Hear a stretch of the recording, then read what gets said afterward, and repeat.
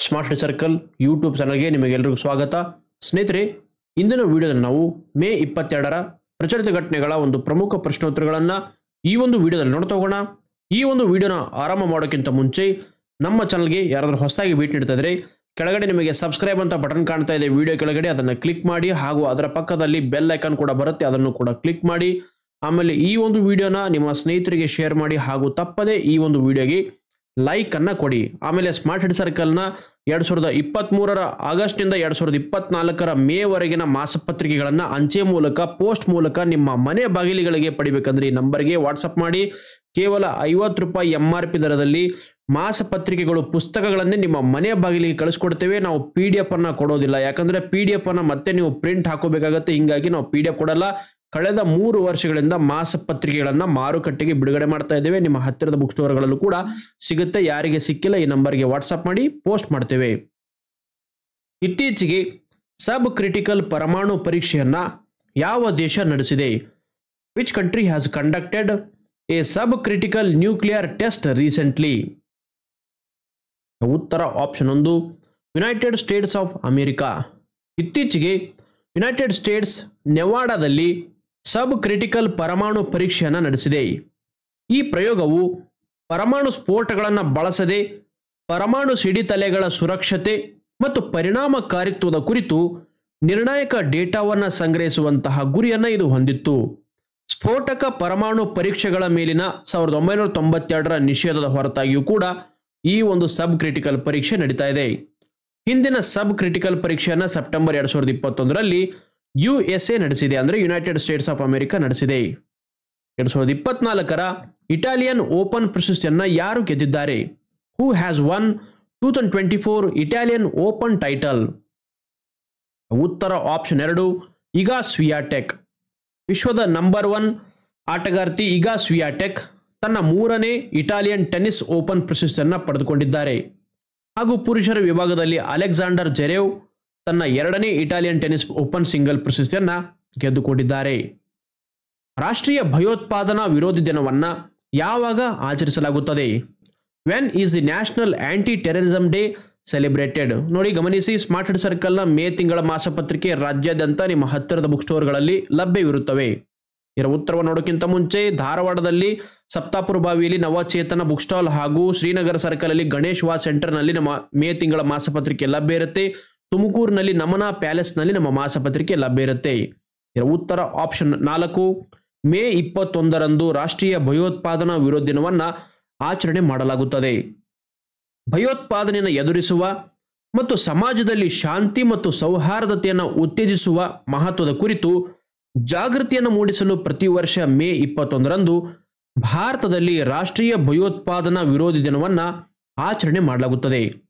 1991ರಲ್ಲಿ ಈ ದಿನದಂದು ಭಾರತದ 7ನೇ ಪ್ರಧಾನಿ ರಾಜೀವ್ ಗಾಂಧಿ ಅವರು ತಮಿಳುನಾಡಿನ ಶ್ರೀ ಪೆರಂಬದೂರಿನಲ್ಲಿ ಕಾಂಗ್ರೆಸ್ ಪಕ್ಷದ ಪರವಾಗಿ ಚುನಾವಣೆ ಪ್ರಚಾರ ಕೈಗೊಂಡ ಸಂದರ್ಭದಲ್ಲಿ LTTE ಅಥವಾ liberation tigers of Tamil Eelam ಈ ಒಂದು ಭಯೋತ್ಪಾದಕರಿಂದ ಹತ್ಯೆಗೀಡಾದರು.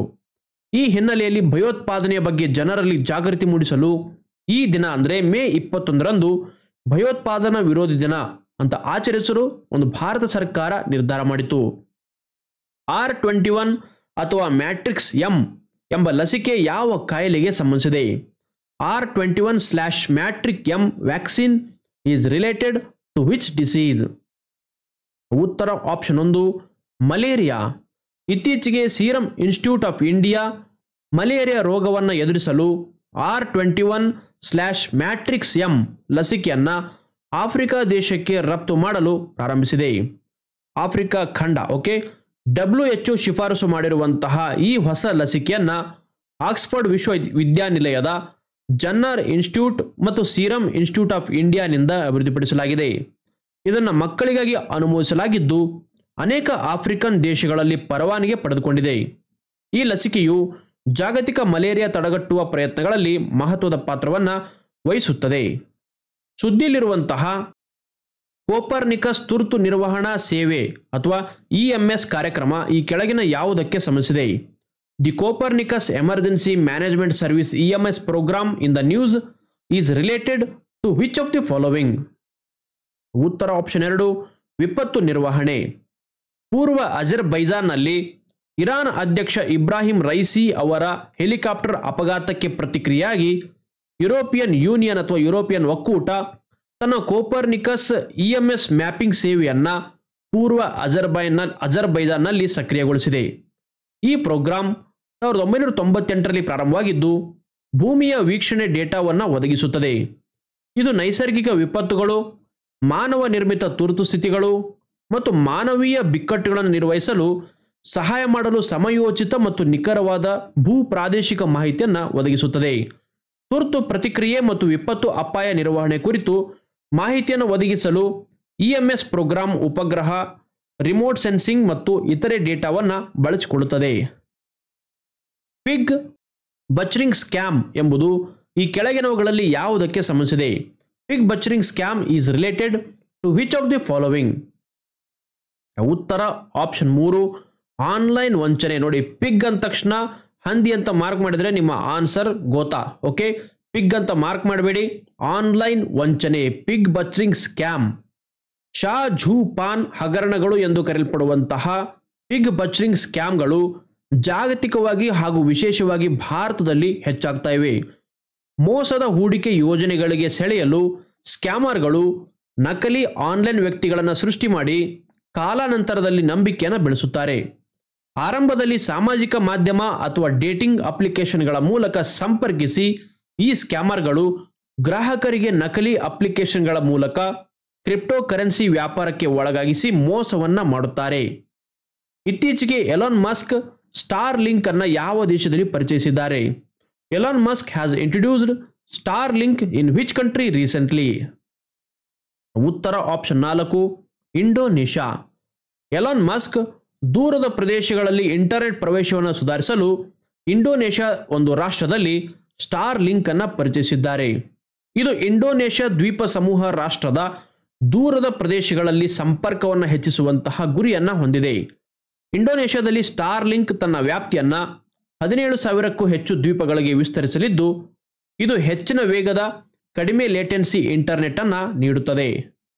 2024ರಲ್ಲಿ ವಿಶ್ವ ಆರ್ಥಿಕ ವೇದಿಕೆಯ ಪ್ರಯಾಣ ಮತ್ತು ಪ್ರವಾಸೋದ್ಯಮ ಅಭಿವೃದ್ಧಿ ಸೂಚ್ಯಂಕದಲ್ಲಿ ಭಾರತ ಎಷ್ಟನೇ ಸ್ಥಾನದಲ್ಲಿದೆ? Where will India rank in the world economic forums travel and tourism development index 2024? ಉತ್ತರ ಆಪ್ಷನ್ 1, 39ನೇ ಸ್ಥಾನ. ವಿಶ್ವ ಆರ್ಥಿಕ ವೇದಿಕೆಯ ಪ್ರಯಾಣ ಮತ್ತು ಪ್ರವಾಸೋದ್ಯಮ ಅಭಿವೃದ್ಧಿ ಸೂಚ್ಯಂಕ 2024ರಲ್ಲಿ ಭಾರತವು 39ನೇ ಸ್ಥಾನದಲ್ಲಿದೆ. 2021ರಲ್ಲಿ 54ನೇ ಸ್ಥಾನದಿಂದ ಗಮನಾರ್ಹ ಸುಧಾರಣೆಯಿಂದ ಏರಿಕೆಯನ್ನು ಕಂಡಿದೆ. ಮೊದಲ 5 ಸ್ಥಾನಗಳಲ್ಲಿ United States of America, Spain, Japan, France ಮತ್ತು ಆಸ್ಟ್ರೇಲಿಯಾಗಳಿವೆ. ಭಾರತ 39ನೇ ಸ್ಥಾನದಲ್ಲಿದೆ.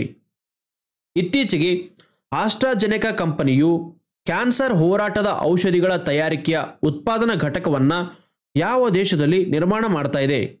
ಆಸ್ಟ್ರಾಜೆನೆಕಾ is building a manufacturing plant for cancer fighting drugs in which country recently? ಉತ್ತರ ಆಪ್ಷನ್ 2, ಸಿಂಗಾಪುರ್. ಆಸ್ಟ್ರಾಜೆನೆಕಾ ಕಂಪನಿಯು ಸಿಂಗಾಪುರದಲ್ಲಿ ಆಂಟಿಬಾಡಿ ಡ್ರಗ್ ಕಾಂಜುಗೇಟ್ಸ್ ಅಥವಾ ADCಗಳು ಎಂದು ಕರೆಯಲ್ಪಡುವಂತಹ ಸುಧಾರಿತ ಕ್ಯಾನ್ಸರ್ ಹೋರಾಟದ ಔಷಧಿಗಳನ್ನು ತಯಾರಿಸಲು ಉತ್ಪಾದನಾ ಘಟಕವನ್ನು ನಿರ್ಮಾಣ ಮಾಡ್ತಾ ಇದೆ. ಯಾವುದಾದರೆ ಆಸ್ಟ್ರಾಜೆನೆಕಾ ಕಂಪನಿ ಸಿಂಗಾಪುರದಲ್ಲಿ. ಆಂಟಿಬಾಡಿ ಡ್ರಗ್ ಕಾಂಜುಗೇಟ್ಗಳು ಅಥವಾ ADCಗಳು ಪ್ರತಿಕಾಯಗಳಾಗಿದ್ದು ಜೀವಕೋಶಗಳನ್ನು ಕೊಲ್ಲುವ ರಾಸಾಯನಿಕಗಳನ್ನು ನೇರವಾಗಿ ಸೈಟ್ಗೆ ತಲುಪಿಸುವ ಮೂಲಕ ಗೆಡ್ಡೆಯ ಕೋಶಗಳನ್ನು ನಾಶ ಮಾಡಲು ವಿನ್ಯಾಸಗೊಳಿಸಲಾಗಿದೆ.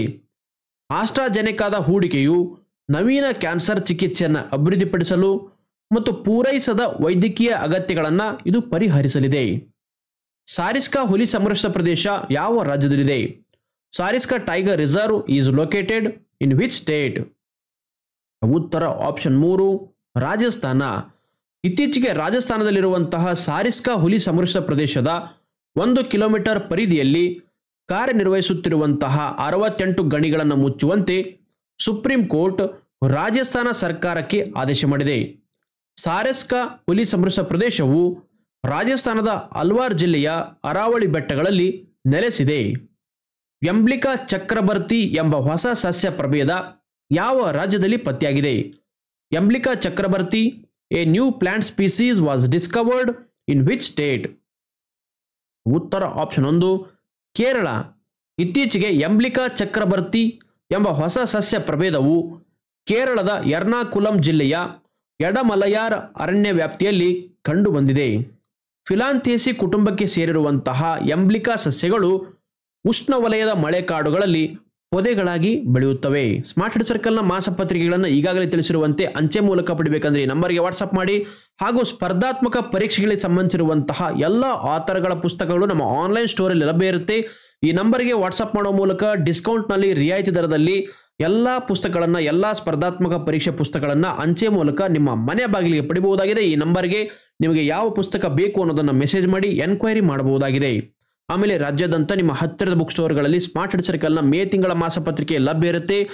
ಓಕೆ, ಬೆಂಗಳೂರಿನಲ್ಲಿ ವಿಜಯನಗರದಲ್ಲಿ ಯೋಗಿ ಬುಕ್ ಹೌಸ್ ಹಾಗೂ ವಿಜಯನಗರದಲ್ಲಿ ರಾಘವೇಂದ್ರ ಬುಕ್ ಸ್ಟಾಲ್ ಅಲ್ಲಿ ನಮ್ಮ ಮಾಸಪತ್ರಿಕೆಗಳು ಲಭ್ಯ ಇರುತ್ತವೆ. ಆಮೇಲೆ ಬೆಂಗಳೂರಿನಲ್ಲಿ ಹಂಪಿ ನಗರದಲ್ಲಿ ಭಾವನಾ ಬುಕ್ ಸ್ಟೋರ್ ಅಲ್ಲೂ ಕೂಡ ಲಭ್ಯ ಇರುತ್ತೆ. ಬೆಂಗಳೂರಿನಲ್ಲಿ ಅವೆನ್ಯೂ ರೋಡ್ ಅಲ್ಲೂ ಕೂಡ ಲಭ್ಯ ಇರುತ್ತೆ. ಆಮೇಲೆ ಬೆಂಗಳೂರಿನಲ್ಲಿ ಇತ್ಯಾದಿ ಕಡೆಗಳಲ್ಲಿ ನಮ್ಮ ಮಾಸಪತ್ರಿಕೆ ಲಭ್ಯ ಇರುತ್ತೆ. Vidhana Soudha, AG road, Gandhinagar, Mysuru bank, MS building, avenue road, KG road, okay, electronic city, Peenya Yeshwanthpur, Basaveshwara Nagar, Magadi ರಸ್ತೆ, ವಿಜಯನಗರ, ಕೋರಮಂಗಲ, KR ಪುರಂ, ಮೆಜೆಸ್ಟಿಕ್, ರೈಲು ನಿಲ್ದಾಣ, ಹನುಮಂತ ನಗರ, ಜಯನಗರ ಇತ್ಯಾದಿ ಕಡೆಗಳಲ್ಲಿ ಸಿಗುತ್ತೆ.